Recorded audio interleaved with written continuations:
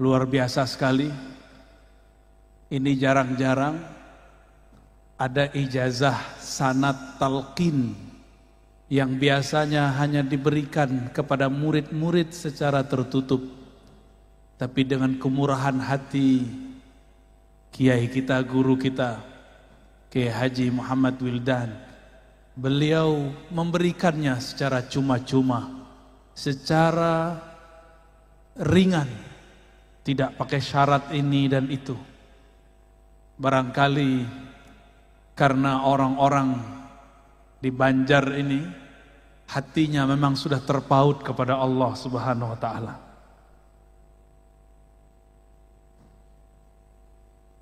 Alhamdulillah, dengan pembacaan sanad tadi, maka siapapun yang hadir, siapapun yang mengatakan qabilna, kami terima, siapapun tadi yang membaca la ilaha illallah, maka lafaz la ilaha illallah yang dia baca bersambung dengan lisan Rasulullah sallallahu alaihi wasallam.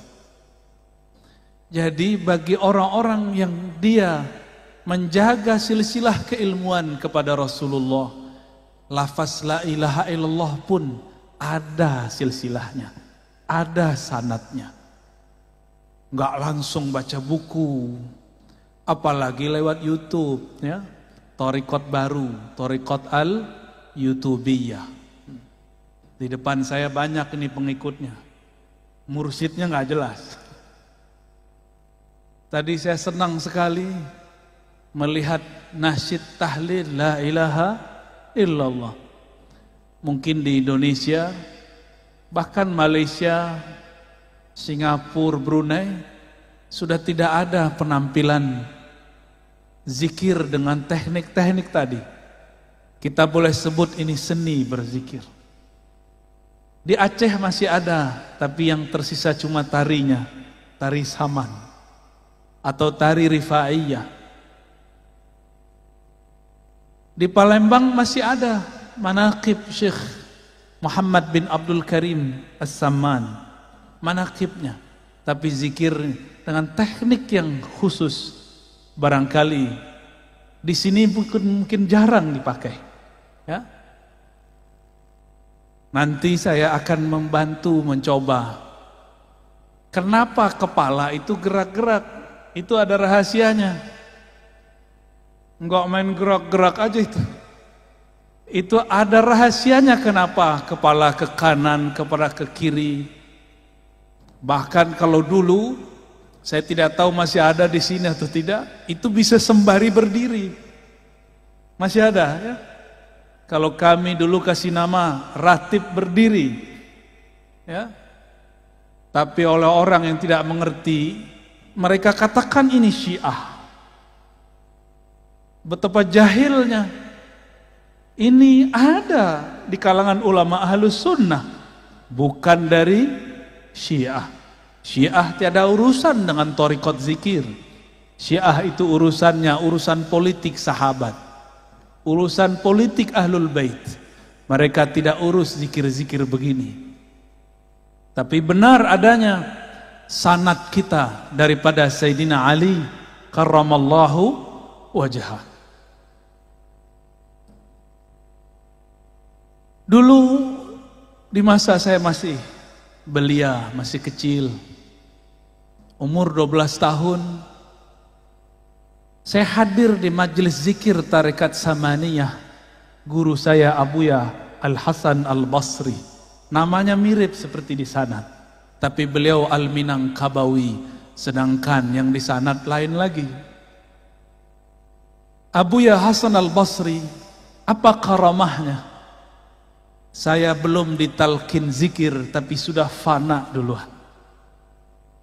Ketika beliau memimpin zikir ba'da salat isya, afdalu dzikri la ilaha illallah. Ketika beliau baca la ilaha illallah pertama, badan saya langsung bergetar. Kolbu ini seperti berguncang. Itulah zalzalah sebelum zalzalah. Gempa di dalam kolbu. Idza dzukirallah wajilat qulubuhum. Disebut nama Allah, kolbunya berguncang. Karena badan saya masih kecil, akal saya masih belia, umur 12 tahun, akhirnya hilang. Tapi terasanya indahnya bukan main. Kapan saya sadar? Ketika semua orang sudah selesai sholat, sudah duduk ke tempatnya masing-masing, saya masih duduk, kepala masih ke bawah, masih mengarah kepada jantung. Rasa itu tidak pernah saya lupakan sampai hari ini.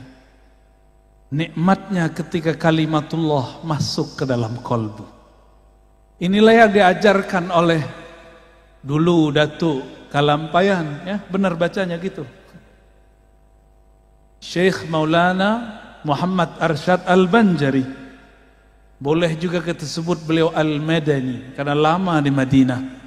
Beliau bertalaqi dulu kepada khalifahnya Syekh Muhammad Abdul Karim Samman yang ada di Madinah, namanya Syekh Abdul Somad Al-Falimbani. Talqin apa yang beliau ajarkan? Talqin la ilaha illallah. Maka tidak salah muqaddimah tadi, sangat luar biasa. Yang dipakai oleh kibarul aulia, pembesar-pembesar aulia, itulah ilaha illallah. Yang menjadi makanan para salik, itulah ilaha illallah. Yang menjadi pembuka tabir-tabir hijab dalam diri, itulah ilaha illallah. Tapi kenapa kalau kita baca la ilaha illallah tidak ada efek? Mungkin kita hanya melakukan zahirnya, batinnya belum mengikuti. Maka sebagai pelengkap nanti ada talqin zikir thariqat. Kalau tadi talqin zikir riwayat, insya Allah nanti saya kasih sebelum kita bubar, sebelum pulang, karena menghormati Tuan Guru Wildan. Beliau sudah bermurah hati memberikan sanad riwayat talqin dengan keberkahan juga guru-guru kita.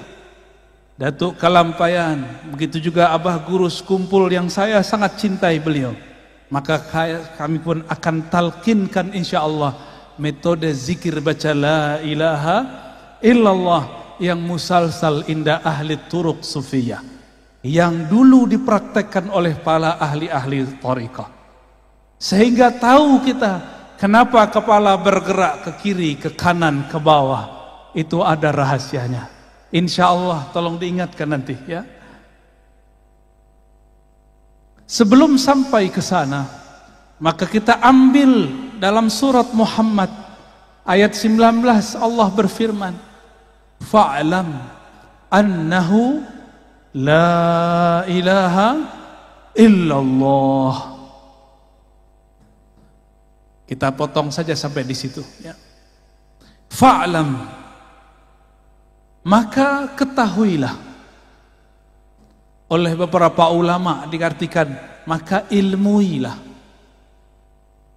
bahwasannya lisya'annya la ilaha illallah, tiada ilah. Apa makna ilah? Ilah itu berarti sesuatu yang dituju, yang dimaksud.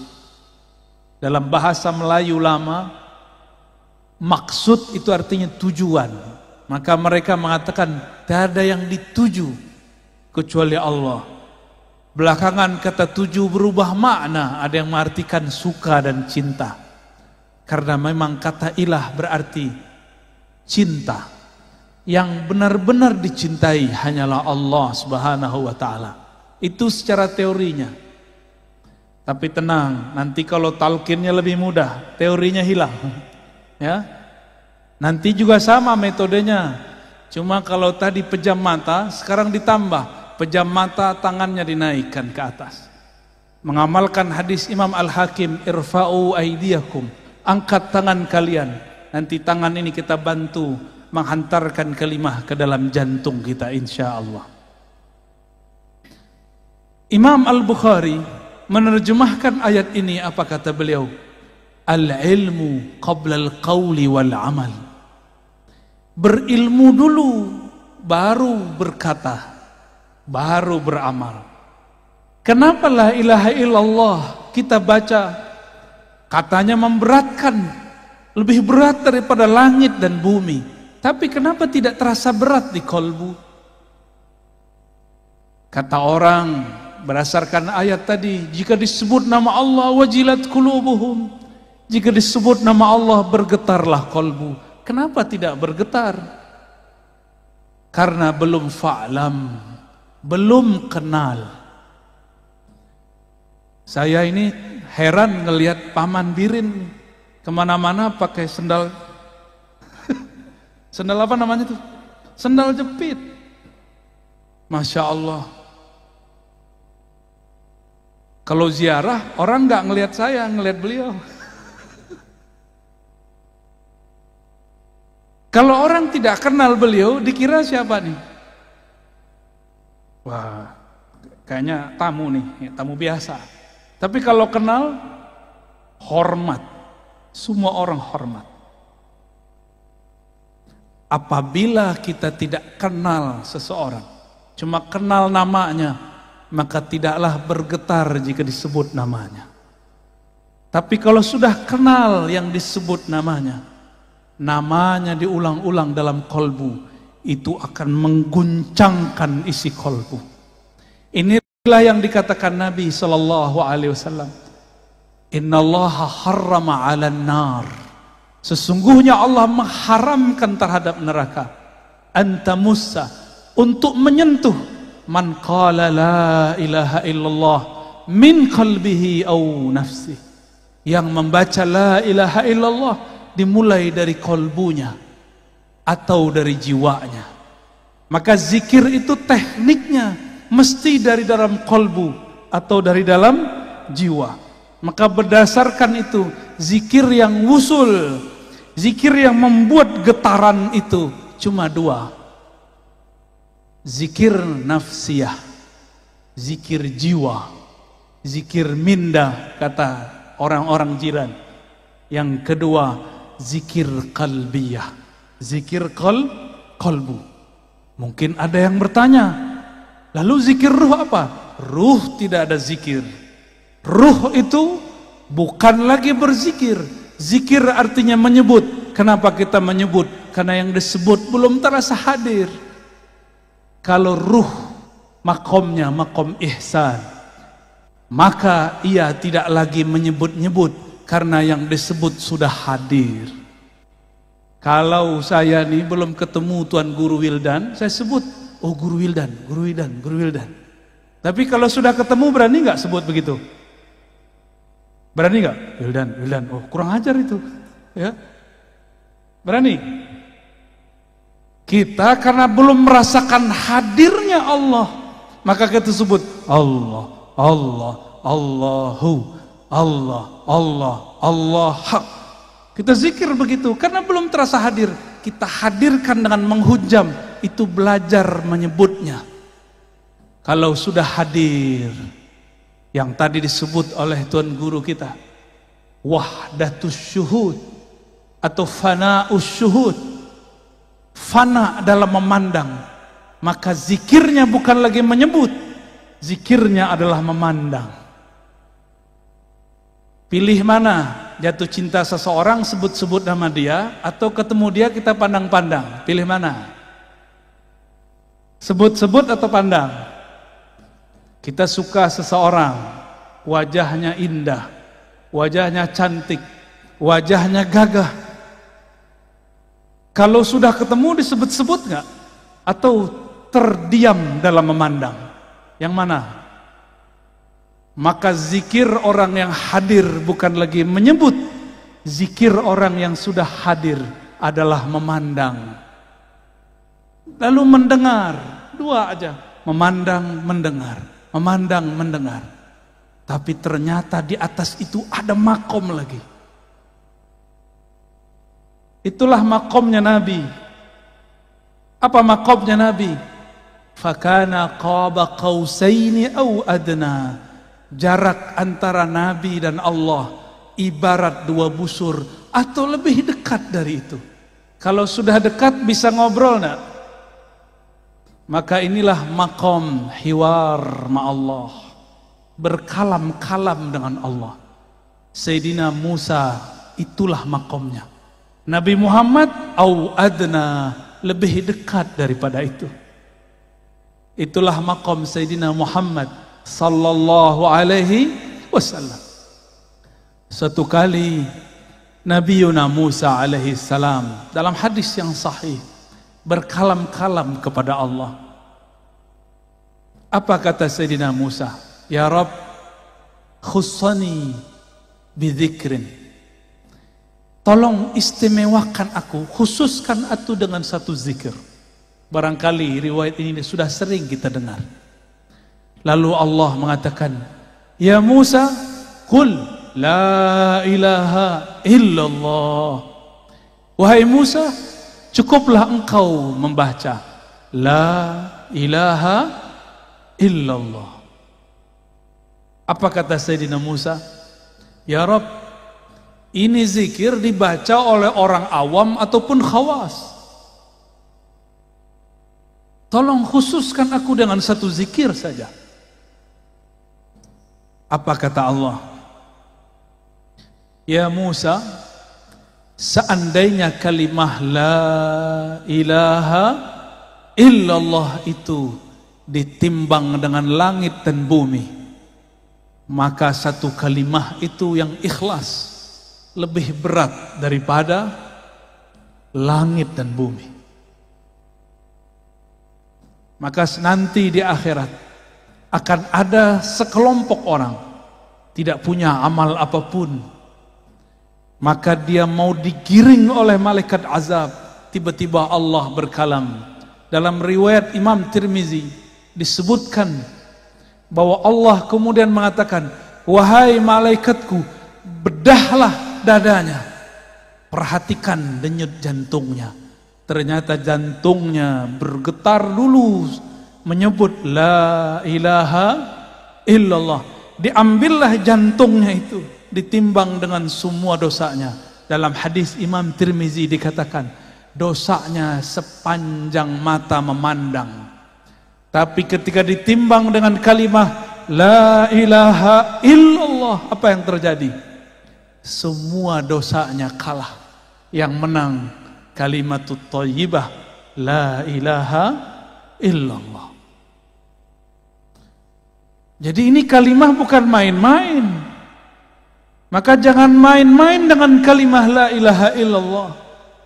Ini lebih berat daripada langit dan bumi, lebih berat daripada gunung, lebih berat daripada air yang ada di lautan. Gak ada apa-apanya.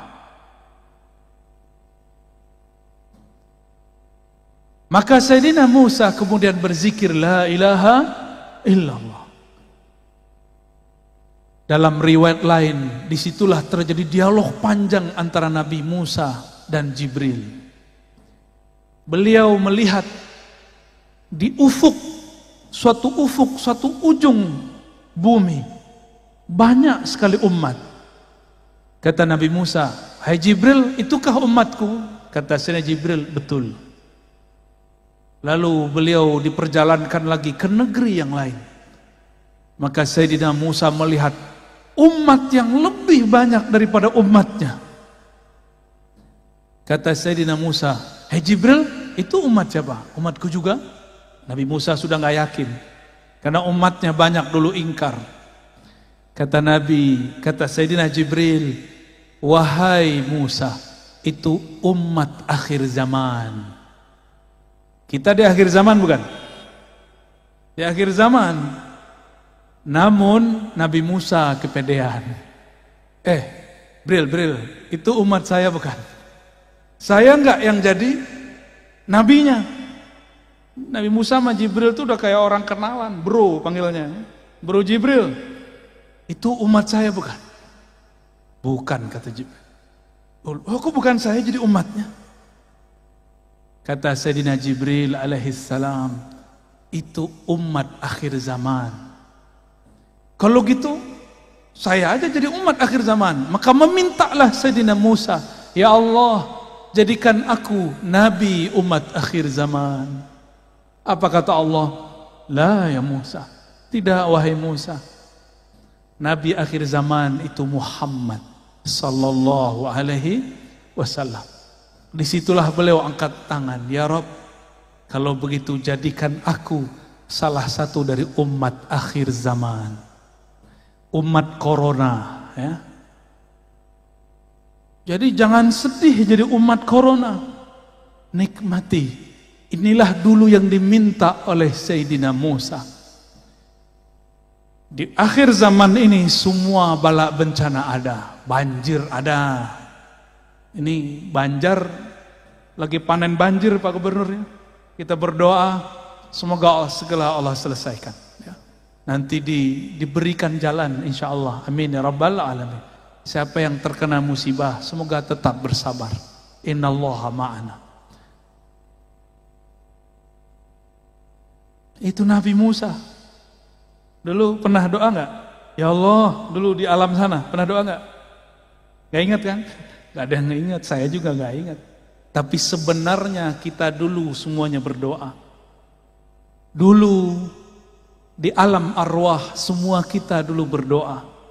Ya Rabb, jika Engkau utus kami, lahirkan kami dengan jasad fisik, lahirkan kami sebagai umat Ahmad. Dulu sudah ada namanya Ahmad, memancar darinya yang disebut Nur Muhammad sallallahu alaihi wasallam. Mirip-mirip seperti tadi lingkaran tadi, persis seperti itu. Di tengahnya ada Ahmad, lalu ada lingkaran pertama, lingkaran kedua, begitulah terus sampai 124.000. 124.000 inilah mereka semuanya meminta agar menjadi umat Nabi Muhammad sallallahu alaihi wasallam. Sang Ahmad ketika dilahirkan menjadi Muhammad. Lalu selebihnya ada semua para nabi, para rasul, jumlahnya berapa? 124.000. Ini tadi berapa nih Pak Kiai jumlahnya? 200. Bisa dibayangkan 124.000 cahaya mengelilingi Sang Ahmad dengan cahayanya Nur Muhammad sallallahu alaihi wasallam. Maka siapa yang memandang Ahmad saat itu, lalu dia cinta, dia dilahirkan oleh Allah sebagai Habib, zuriat Rasulullah sallallahu alaihi wasallam. Siapa yang kenal Ahmad, maka dia dilahirkan oleh Allah sebagai ulama. Siapa yang cinta dan kenal, jadilah dia Habib perseorang alim. Udahlah Habib, dia alim pula. Itulah sejarahnya di alam dulu sebelum kita ada di alam ini. Jadi bukan sembarangan kok ada Habib terlahir Habib, kok ada Kiai, Gus, alim terlahir sebagai orang alim. Bukan sembarangan, itu adalah sejarah yang berulang. Semua para nabi berdoa jadi umat Nabi Muhammad, tapi yang terzahirkan dalam riwayat cuma 12. Apakah itu terwujudkan? Coba perhatikan kisah daripada Isra baginda Nabi Muhammad sallallahu alaihi wasallam. Di ujung Isra beliau diperintahkan jadi imam, benar gak? Di belakangnya semua para nabi, bukan? Itulah tanda sah semua para nabi menjadi makmumnya Rasulullah sallallahu alaihi wasallam. Jadi umat Nabi Muhammad sallallahu alaihi wasallam. Tapi meskipun demikian, semua bencana ada di zaman ini, semua maksiat pun ada di umat ini. Tapi nggak usah khawatir, semua ma'rifatullah diturunkan pada umat ini, khususnya akhir zaman, dan sudah dimulai di negeri ini dulu oleh Syekh Abdul Samad Falimbani, Syekh Muhammad Arsyad, bahkan dengan lugas, dengan jelas sekali Abah Guru Sukumpul juga mensyarah tentang ilmu ini. Dan kita nggak boleh berhenti Kita teruskan kajian-kajian ma'rifatullah mengenai Nur Muhammad sallallahu alaihi wasallam. Inilah ma'rifat yang dulu dicari oleh para arwah. Maka berkatalah Al-Habib Zain bin Smith, begitu juga Syekh Abdullah Faiz Ad-Daghestani An-Naqsyabandi. Apa kata mereka? Dengan makna yang sedikit berbeda, lafaz yang sedikit berbeda, maknanya hampir sama.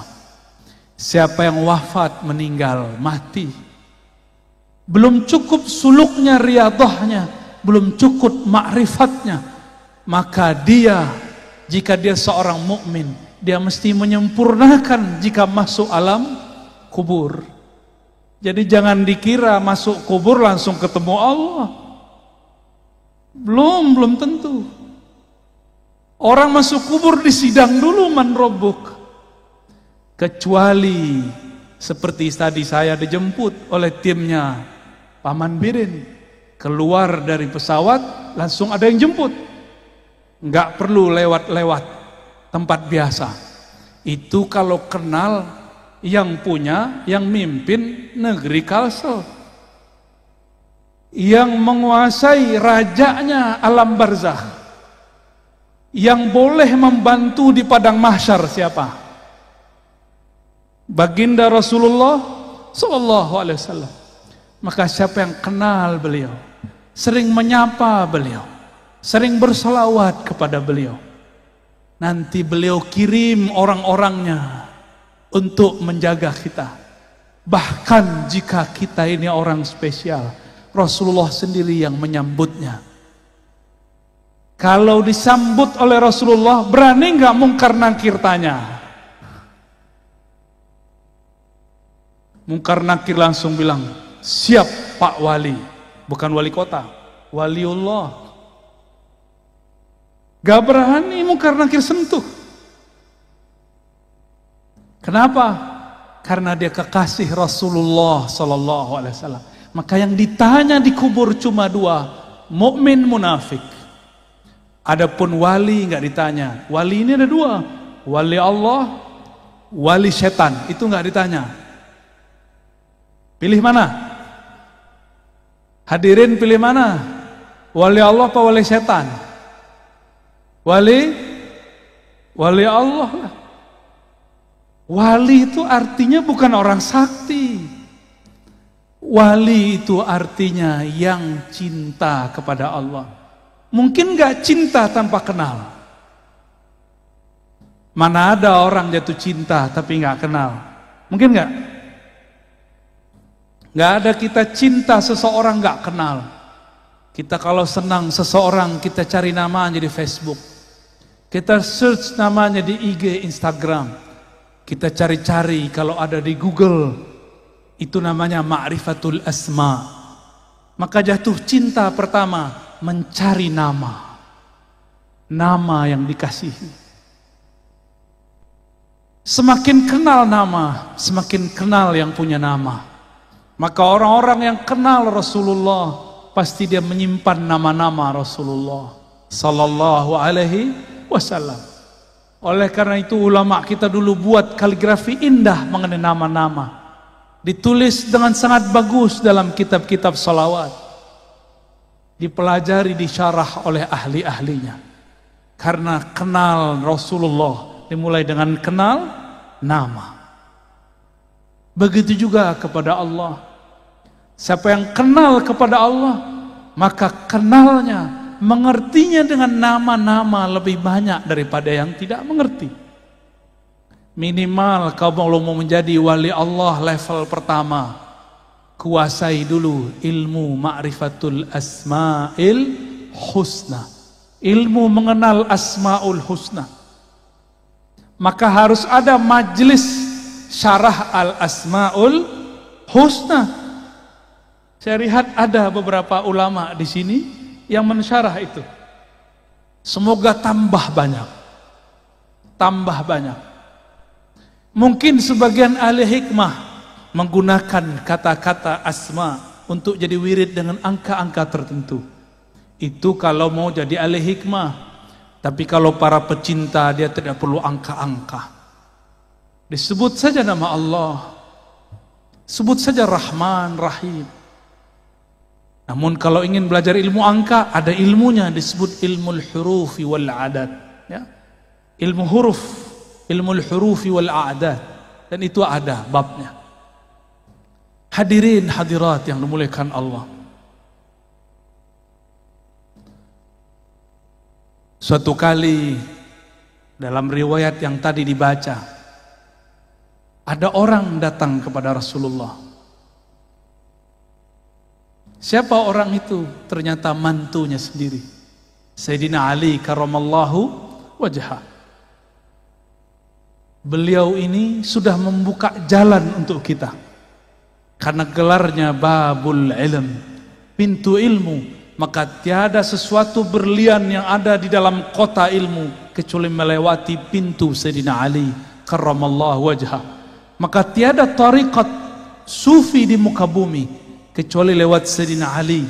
Hanya satu yang lewat Sayyidina Abu Bakar, itu pun ada jalur Sayyidina Ali-nya, yaitu tariqah an-Naqsyabandiyah.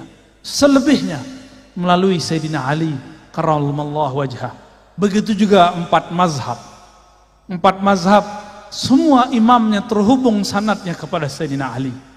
Benarlah kata Sayyidina Muhammad sallallahu alaihi wasallam, kullu nasabin inqata'a illa nasabi. Semua nasab terputus kecuali nasabku. Maka lihatlah mukjizat Rasulullah hari ini, yang baqa, yang masih langgeng sampai sekarang, hanya nasab Rasulullah.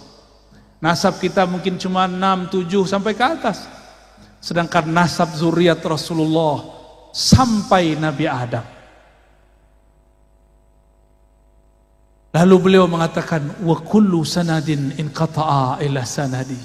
Semua sanad ilmu terputus kecuali yang lewat sanadku.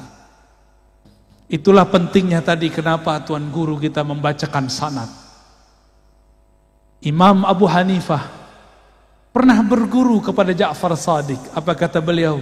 Laula Ja'far lahalaka Nu'man bin Thabit. Kalau bukanlah karena Ja'far, binasalah Abu Hanifah Nu'man bin Thabit. Jadi beliau ini orang pintar. Pintar secara akal, pintar secara hafalan tidak cukup. Harus belajar ilmu qalbu. Itulah ilmu yang diajarkan cucu cicitnya Sayyidina Ali, Ja'far Shadiq. Maka tiada mazhab kecuali lewat Sayyidina Ja'far. Dan ini bukanlah sanadnya Syiah. Ini sadat ulama kita Ahlus Sunnah wal Jamaah. Sayyidina Ali buka jalan. Tadi sudah dibacakan oleh Tuan Guru kita. Sayyidina Ali bertanya, wahai Rasulullah, tolong tunjukkan kepadaku jalan terdekat kepada Allah. Jangan yang mutar-mutar. Kita baru saja melewati masa, bahkan mungkin masih ada di beberapa pesantren. Jika ingin talqin zikir, puasa dulu sekian hari. Ingin dapat dalail khairat, puasa dulu sekian tahun. Itu cara. Tapi Sayyidina Ali mudahkan jalan. Apa kata beliau? Akrab, lebih cepat. Wa ashal, lebih mudah. Wa arfa, dan lebih tinggi. 3 itu. Lebih dekat, lebih mudah, lebih tinggi. Maka kenapa semua thariqah akan hancur kecuali thariqah yang bersumber dari Sayyidina Ali? Karena thariqah beliau mempermudah murid, bukan menyusahkan murid. Maka saya berpesan kepada diri saya sendiri dan semua guru-guru, tuan-tuan mursyid, tuan-tuan khalifah, buka man la yut'ibuka. Guru hakikimu, mursyid hakikimu bukan yang banyak wiridnya, banyak puasanya, bukan. Mursyidmu yang memudahkan jalan bagimu. Kalau sudah mudah, sudah cinta, disuruh zikir 1000 mudah. Tapi kalau belum cinta, disuruh baca 7 kali berat. Disuruh 3 kali tadi, disuruh pejam aja nggak pejam mata. Ya, kan tadi nggak semua pejam mata, masih nanya-nanya apa ini ya. Kayaknya harus setiap tahun itu Pak Kiai ada ijazah talqin zikir. Ya, biar tambah biasa.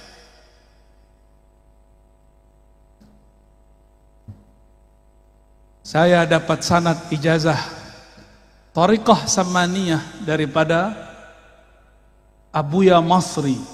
Namanya pakai ri belakangnya. Abuya Masri, Abuya Hasan Basri, Abuya Darlis bin Hasan Basri. 3 orang itu mentalkinkan zikir la ilaha illallah yang tadi adinda santri baca. Termasuk zikir hu Allah. Allahu itu ada titiknya. Tadi Bapak Ibu Saudara lihatnya, itu duduk bisa lama begitu. Latihan berapa bulan? Kesemutan nggak tadi? Iya, benar ya, kesemutan. Kalau sudah asik zikrullah, kesemutannya nanti hilang. Yang ada keasikan. Maka barakallahu lakum, ya. Sudah sebut-sebut nama Allah, pasti disebut di sana. Di sana mirip bajunya seperti kalian, cuma mereka berserban semua. Ada yang membaca Allah, begitu di sana. Saya tidak boleh sebut di langit berapa ya, nanti jadi fitnah. Nanti jadi dongeng kata orang sebelah, kata orang Khawarij. Masa kita zikir begini disebut Syiah? Ya salam. Gak bisa dia membedakan antara Ahlus Sunnah dengan Syiah.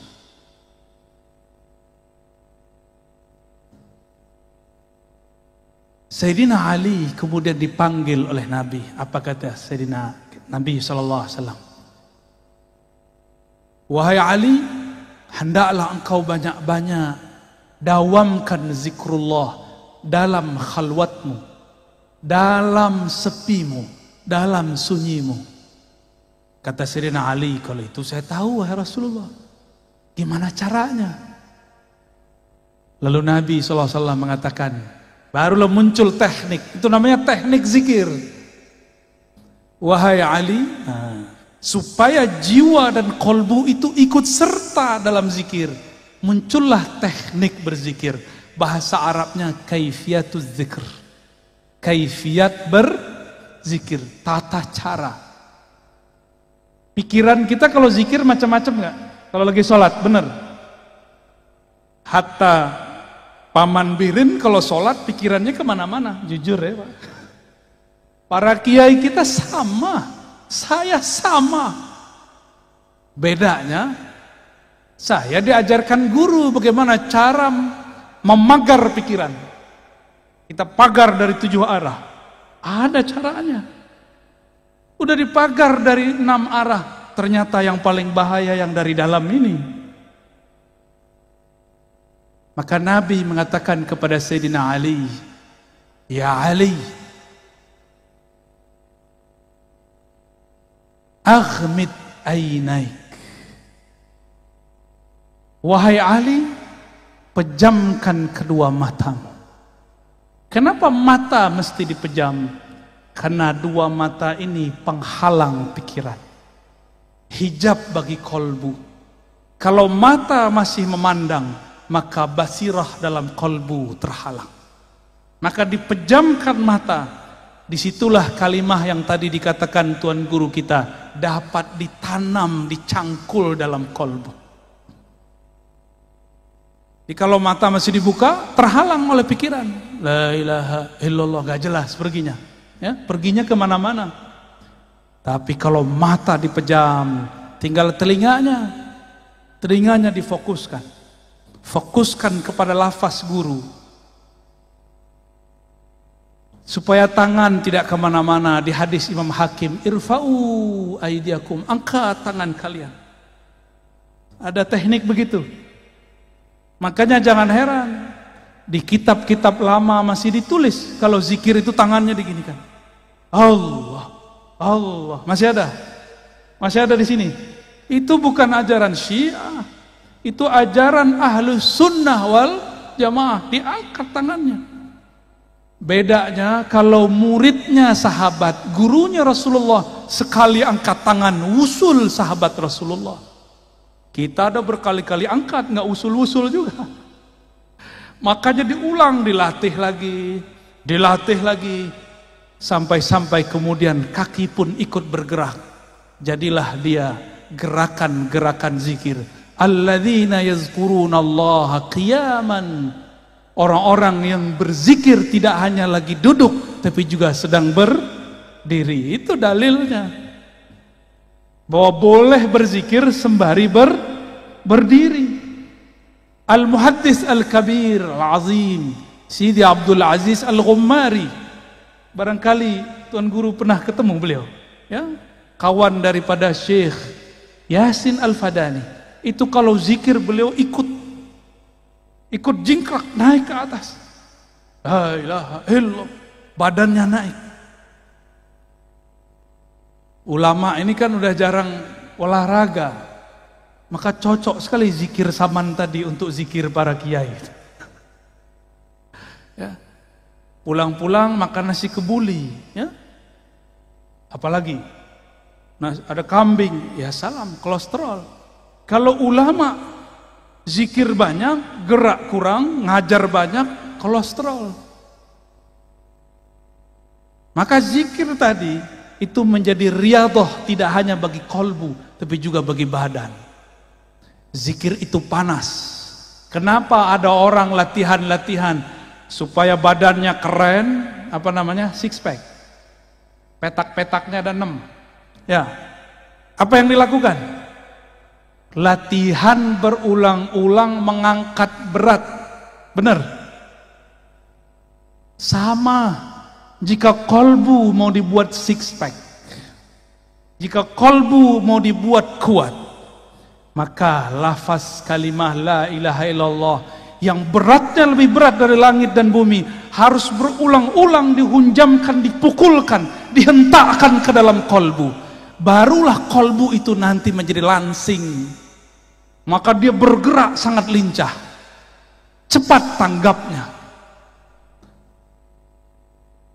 Betapa naifnya manusia untuk mencari uang. Dia berangkat pagi, pulang malam. Berangkat pagi, pulang senja. Berangkat pagi, pulang petang. Tapi untuk mencari kenikmatan yang ada di dalam kolbu, mereka tidak mau berangkat seperti itu. Tapi saya lihat yang hadir malam ini dari berbagai negeri. Semoga termasuk orang yang ingin kolbunya six pack, ya. Amin. Nanti kita kasih oleh-oleh, tolong diamalkan nanti kalau pulang. Ba'da sholat baca dengan teknik yang kita kasih nanti. Biasanya saya baru kasih kalau orang yang sudah zikir ya hayyu ya qayyum 40 hari. Tapi khusus untuk orang Banjar atau orang yang hadir malam ini, kita berikan dengan mudah karena Sayyidina Ali telah mempermudah.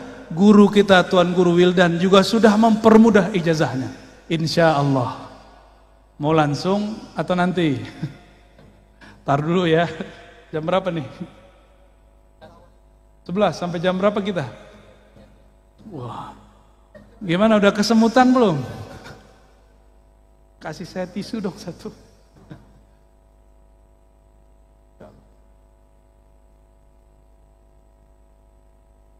Oke.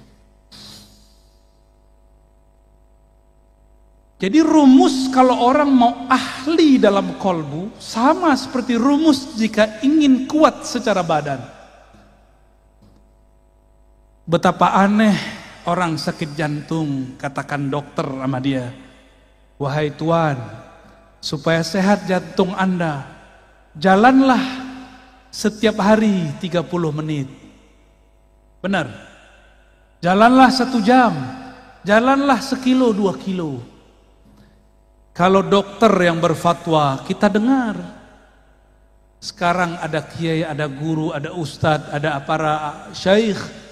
Mereka sedang memberikan obat bagi kolbu. Tapi sayang sekali, pasiennya bandel-bandel. Ya.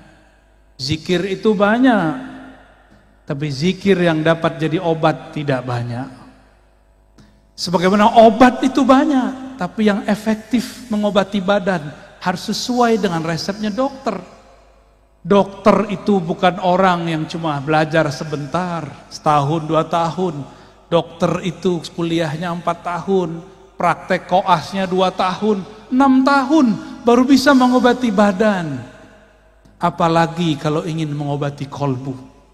Kalau jam terbang kolbunya sebentar, bagaimana ia akan menghendak mengobati kolbu? Maka anak-anak kita kalau mudanya sibuk bermain, nonton, ngegame, jadi apa nanti dia kalau dewasa?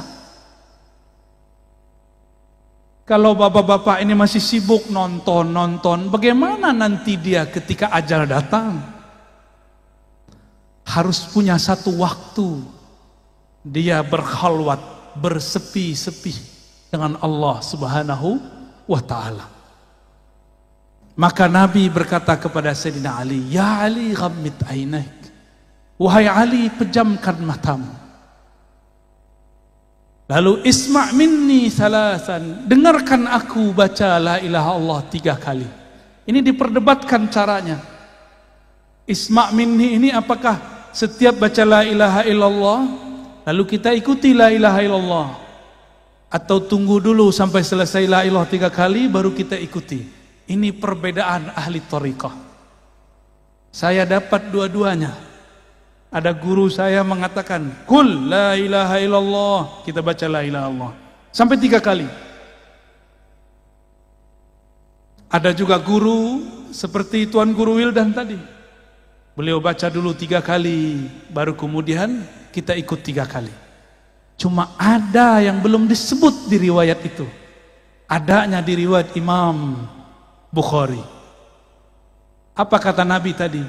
Allah mengharamkan neraka terhadap orang yang membaca la ilaha illallah dari kolbunya atau dari jiwanya. Bagaimana cara membaca la ilaha illallah dari kolbu? Inilah pegangan Syekh Arsyad, Abah Guru Sekumpul, Syekh Abdul Somad Falembani, yang dulu bersambung sanad mereka kepada Tuan Syekh di Madinah, Muhammad ibn Abdul Karim As-Sammani. Dipejamkan mata, lalu ketika baca la, supaya pikiran ini tidak kemana-mana, dipenjarakan, diberikan dia batasan. Pandanglah dalam pejam matamu bagian pusar. Ada pusar nggak? Pada punya pusar nggak? Tahu pusar? Bahasa sini pusar. Pusat. Bapak Ibu punya pusat nggak? Kalau nggak punya pusat itu apa namanya? Di kampung saya namanya bunian. Sama. Apa? Pujal. Udah horor sekali. Mungkin ada yang hadir, dia nyamar sekarang ya. Coba cek dulu. Itu apa tuh? Dipejam mata, kepala menunduk. Makanya dalam zikir saman lama itu kepalanya begini. La, baru diangkat ke atas. Ke bawah dulu. La. La itu dihentakkan dari pusar, dari pusat kita. Lalu ditarik ilaha ke ujung ubun-ubun. Kenapa ke ubun-ubun? Ini bagian kepala, bagian angan-angan. Supaya dihilangkan semua angan-angan, maka ulama kita dapat ilham. Turunan dari hadis Sayyidina Ali, la ilaha, buanglah semua yang kamu pikirkan, buanglah semua yang kamu tuju, lalu ditarik ke bawah bagian kanan. Maka tadi zikirnya kemana? Ke kanan atau kiri? Kanan, betul. Itu la ilaha, begini, ditarik ke bagian kanan. Makanya ada geraknya tadi. Itu yang asli loh ya. Ya, itu ada dalam kitabnya Syekh Abdul Karim Muhammad Abdul Samad. Ada juga dalam kitab Abdul Samad Al-Falembani. Ya, dan murid-murid beliau. Dibawa ke kanan, baru dihunjam, dihentakkan ke dalam kolbu. Kolbu kita berhubungan dengan jantung. Jantung itu ada 2 jari di bawah dada bagian kiri. Dibaca la ilaha illallah. Seperti itu. Ya. Langsung praktek. Ayo, coba baca, ikuti saya. Ikuti saya semua, perbaiki duduknya, nyaman-nyamankan. Izin Tuan Guru semua, para masyayikh. Baca syahadat. Asyhadu an la ilaha illallah. Ikuti dalam hati, ya Allah, aku bersaksi, aku menerima. Tiada yang berhak disembah kecuali Engkau. Wa asyhadu anna Muhammadar Rasulullah.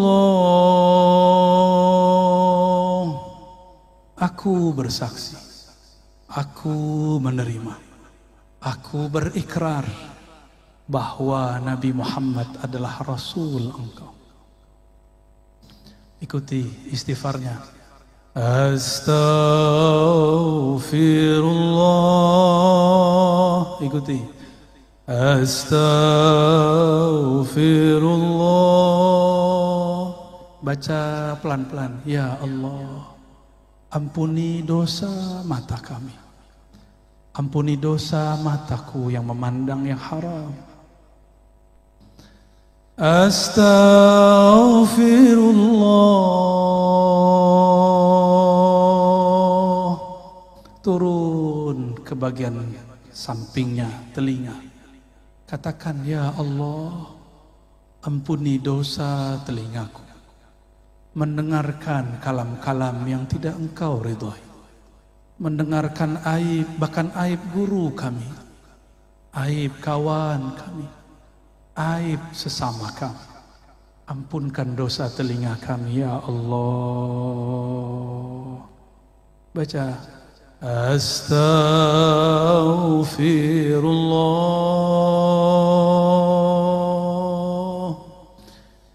Turun ke lidah. Ya Allah, ampunkan dosa lisan kami, dosa kalam kami.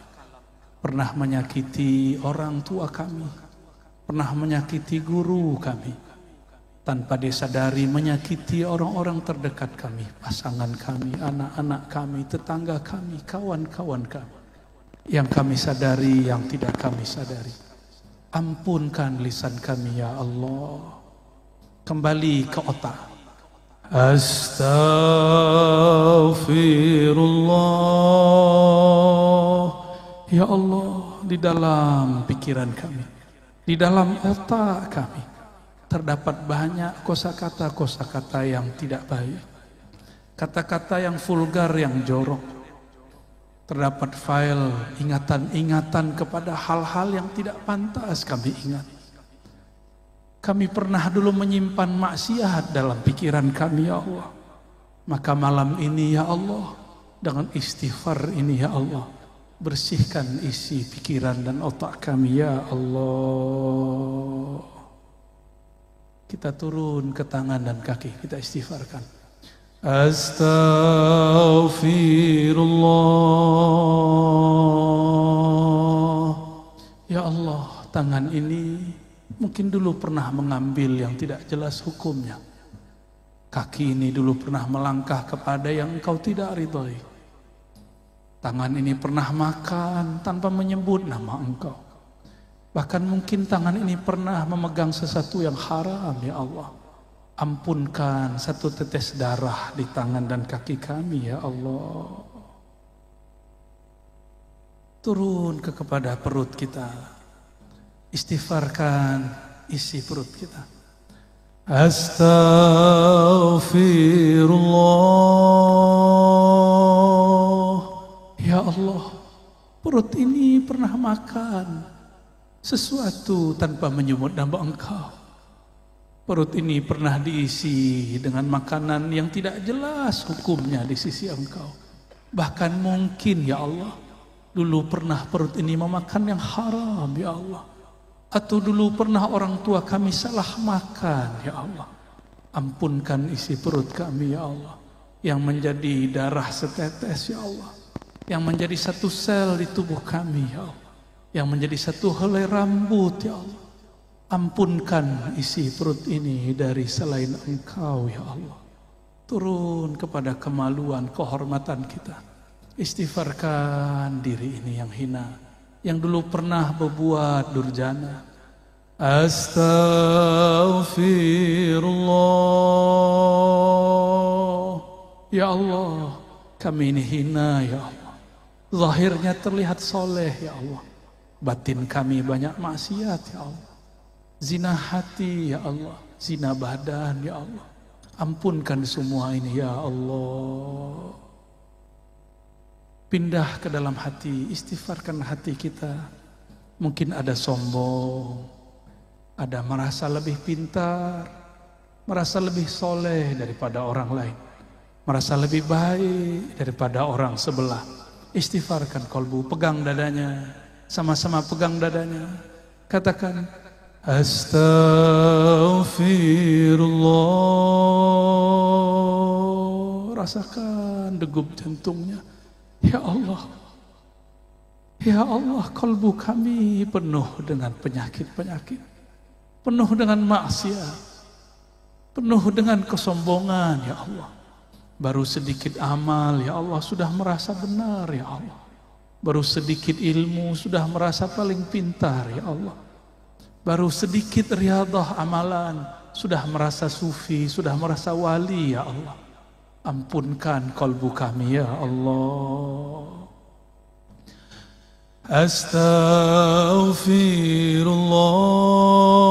Astaghfirullah. Terus pegang dadanya, dielus-elus dadanya ya Allah.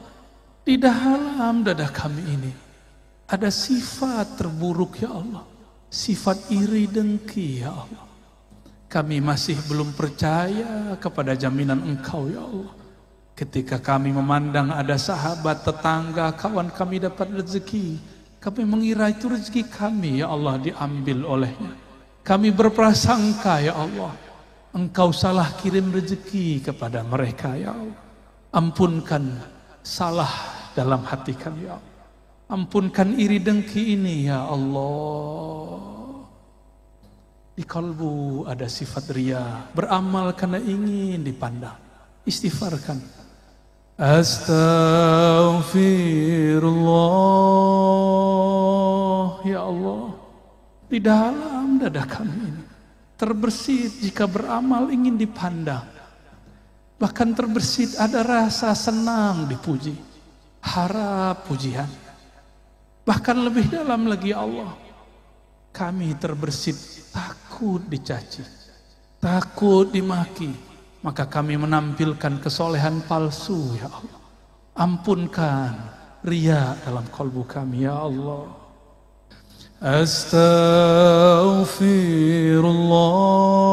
Astaghfirullah. Ya Allah, di dalam kalbu kami ada kelalaian ya Allah.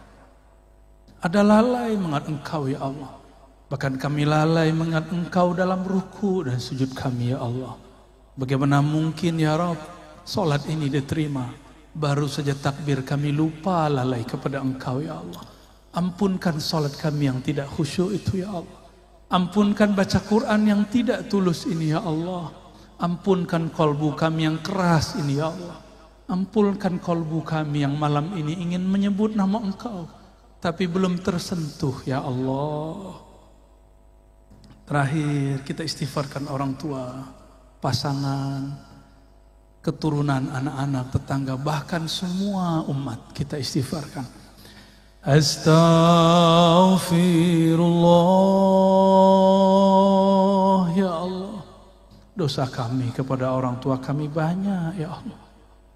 Dosa kami kepada pasangan kami banyak ya Allah. Kami mengkasari mereka ya Allah. Kami pernah membentak mereka ya Allah. Ampunkan dosa kasar kami ya Allah. Dosa-dosa kami yang menyinggung mereka ya Allah. Begitu juga ampunkan ya Rabb dosa semua umat. Dosa semua umat yang bersyahadat kepada Engkau, menerima baginda Rasulullah senabi Engkau. Al-Fatihah sama-sama. A'udzu billahi minasy syaithanir rajim. Bismillahirrahmanirrahim. Alhamdulillahi Rabbil Alamin, Ar-Rahmanir Rahim, Maliki Yawmiddin, Iyyaka na'budu wa iyyaka nasta'in, Ihdinas siratal mustaqim, صراط الذين أنعمت عليهم غير المغضوب عليهم ولا الضالين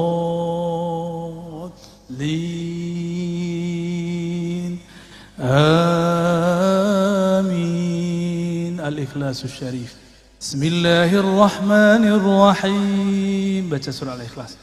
Qul huwallahu ahad, Allahus samad, lam yalid wa lam yulad wa lam yakul lahu kufuwan ahad. Inna Allaha wa malaikatahu yusalluna 'alan nabiy, ya ayyuhalladhina amanu sallu 'alaihi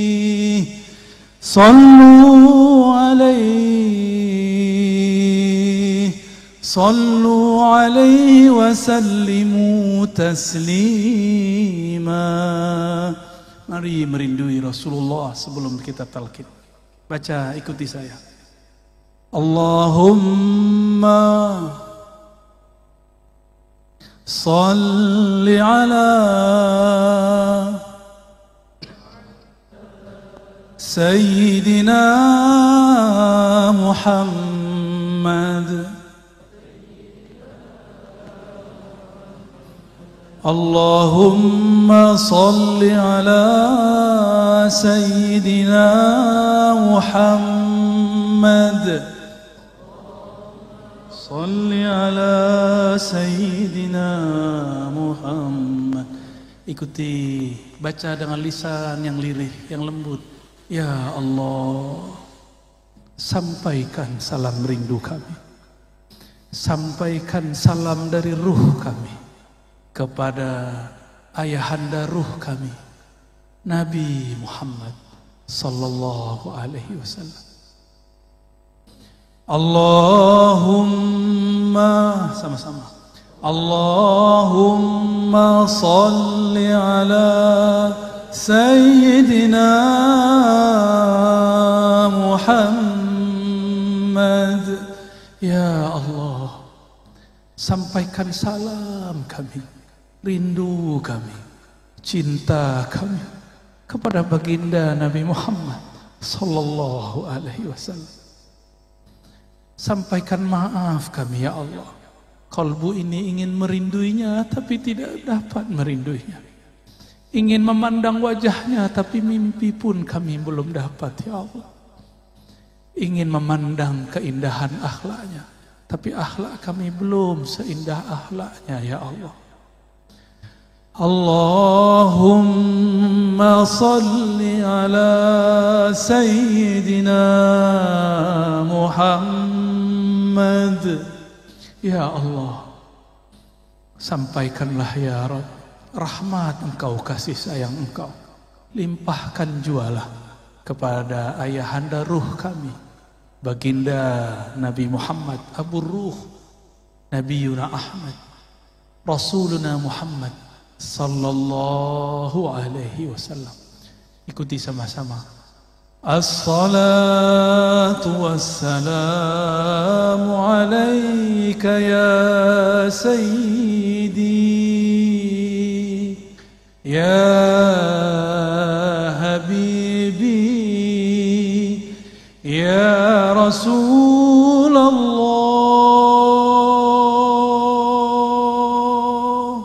Salam engkau ya Rasulullah. Wahai Rasulullah, wahai ayahanda ruh kami, terimalah salam yang tidak sempurna ini dari kami. Jawablah salam kami. Terima kami jadi umat Engkau wahai Rasulullah. Katakan, terimalah kami sebagai umatmu wahai Rasulullah. As-salatu wassalam, as-salatu wassalam, as-salatu wassalamu alaika ya sayyidi ya habibi ya abal arwah ya Rasulullah.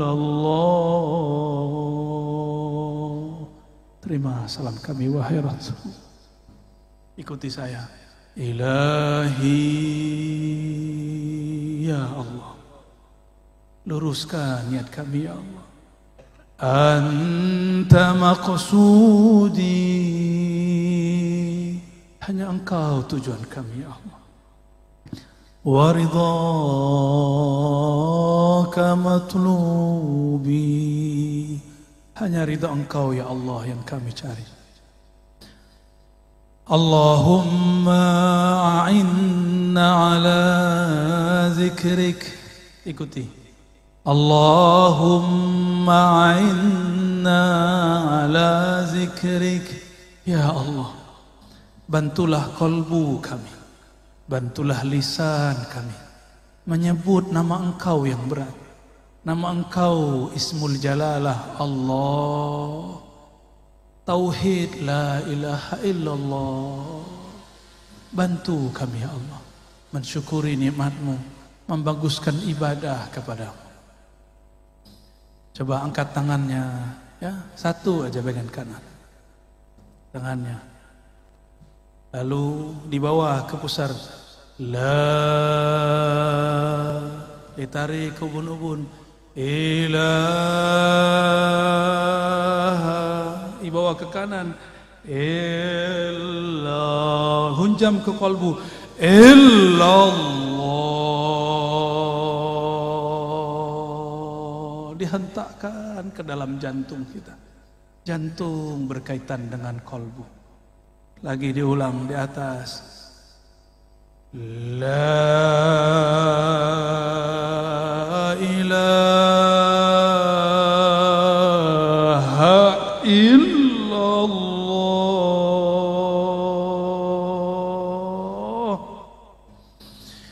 la ilaha illallah. Coba lidah dikunci, dinaikkan ke langit-langit dalam mulut, kepala menekur ke bagian kiri, mendekati jantung, lidah dikunci, mulut ditutup, sebut Allah, Allah, Allah, terus ya Allah, teruskan Allah, lidah tetap dikunci, sebut nama Allah. Sekarang teriak tapi dalam diri, di dalam diri, tidak bersuara, teriak di dalam kolbu, teriakkan ke dalam kolbu, baca ya Allah,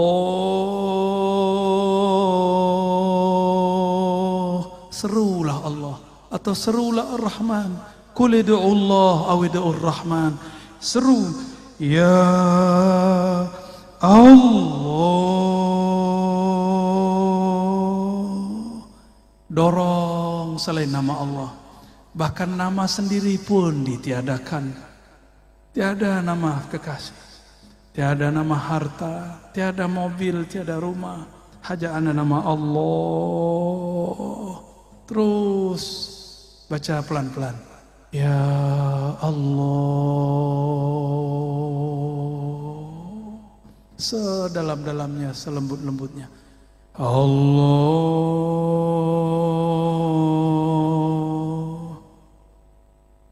Sama dengan cara yang tadi, hu tapi diambil dari pusar, hu diambil dari pusar, hu naik ke ubun-ubun, hu dibawa ke bahu kanan, hu dihunjam, dihentakkan kalbu. Huwallah.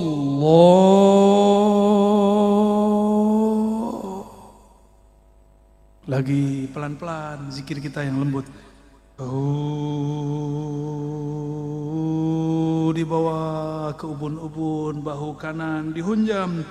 Illallah. Allah. Kunci lagi lidahnya.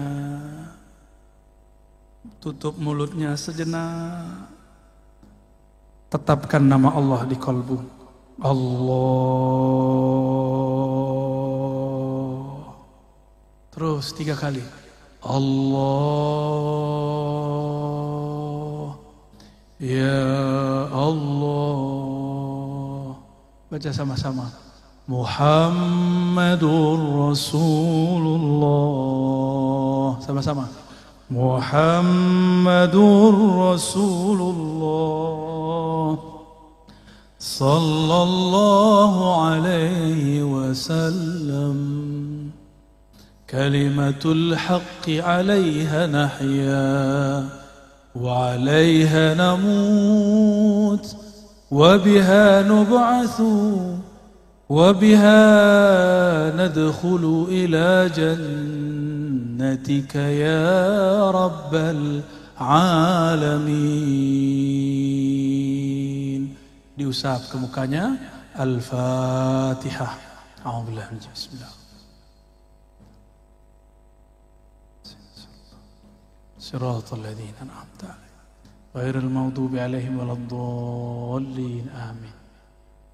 Saya juga ikut inggil tabarruk, mengambil berkah. Saya ijazahkan siapa yang hadir untuk mengamalkan, bukan untuk mengajarkan. Ya, untuk mengamalkan setiap ba'da salat minimal dibaca 7 kali la ilaha illallah dengan dihunjam, dihentakkan ke dalam jantung. Lalu Allahnya dibaca juga sebanyak minimal 7 kali. Afdalnya 40 kali. Semakin banyak menyebut nama Allah di kalbu, semakin banyak ketenangan di dalam kalbu. Kalau nanti sudah bisa lebih banyak, naikkan menjadi 100. Menyebut nama Allah di kalbu, bertahap pelan-pelan. Semoga nanti Allah perbanyak. Nyatalah ayat ya ayyuhallazina amanu zkurullaha dzikran katsira. Wahai orang beriman, sebutlah nama Allah, zikirlah kepada Allah sebanyak-banyaknya. Ya, kirim Fatihahnya kepada li ridhaillah, ya. Siapa yang bisa catat dicatat. Pertama li ridhaillahi tabaraka wa taala. Yang kedua di Sayyidina Nabi sallallahu alaihi wasallam. Ada penyempurna sekarang, tambahan penyempurna semua thariqah. Mengirim Al-Fatihah untuk Imam akhir zaman, Imamun Al-Mahdi. Maka dalam kaifiat zikir saya ada tambahan wa ila al-mahdi khalifatillah. Baru ditambahkan wa ila Sayyidina Al-Khidir alaihi salam. Lalu ditambahkan wa ila Sayyidi Syekh Abdul Qadir Jilani Al-Qutub Ar-Rabbani. Lalu ditambahkan Sayyidi Abil Hasan Syazili. Lalu ditambahkan Muhammad Bahaiddin Shah Naqsyabandi. Lalu ditambahkan kepada imam-imam yang kita mau. Boleh Sayyidi Ahmad bin Idris Al-Idrisi, Sayyidi Ahmad Tijani, Sayyidi Muhammad bin Abdul Karim Samani, atau silsilah guru-guru kita yang ada di sini. Saya ijazahkan ajaztukum kama ajazani masyaikhi. Qulu qabilna. Alhamdulillah Rabbil Alamin. Semoga yang hadir dapat keberkahannya, kami yang menyampaikan dapat keridhaannya. Mohon maaf jika ada salah dan kurangnya. Kesempurnaan hanya milik Allah. Keridhaan ada pada hati baginda Rasulullah. Allahumma salli wa sallim wa barik ala Sayyidina Muhammad. Subhanakallahumma wa bihamdika asyhadu an la ilaha illa anta astaghfiruka wa atubu ilaik. Assalamualaikum warahmatullahi wabarakatuh.